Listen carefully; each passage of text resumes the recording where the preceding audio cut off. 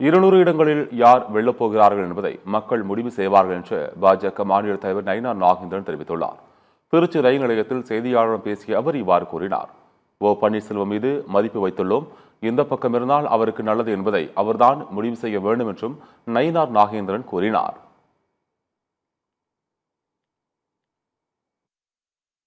அவங்க 90% தேர்தல் வாக்குறுதியை நிறைவேற்றவே இல்லை. பொய்யான வாக்குறுதிகளை சொல்லிதான் ஆட்சிக்கு வந்திருந்தாங்க. ஆக மீண்டும் பொய்யான வாக்குறுதி நிறைய கொடுத்திருக்காங்க. அண்ணன் ஓபிஎஸ் அவர்கள் எந்த நிலையில் அங்கு போய் சொன்னார் பார்ப்பார் என்று தெரியாது. அண்ணன் ஓபிஎஸ் மீது நாங்கள் எல்லாம் ஒரு மதிப்பு மரியாதையை வைத்திருக்கிறோம். ஆனால் எந்த பக்கம் இருந்தால் அவருக்கு அது நல்லது என்பதை அவர் தான் முடிவு செய்ய வேண்டும். அவர் போய் பார்த்திருக்கிறார். அவர் போய் ஒரு மனிதனை இப்ப நான் கூட முதலமைச்சரை சந்திச்ச சட்டமன்றத்தில். அதனால எந்த கோணத்தில் அவர் பார்த்தார் என்பது எங்களுக்கு தெரியாது. கூட்டணி பேச்சுவார்த்தை எதுவுமே ஆரம்பிக்கிறது. நாங்க கூட்டணி கட்சி தலைவர்கள் ஒன்றாக கூடுவார்கள் வெகு விரைவில்.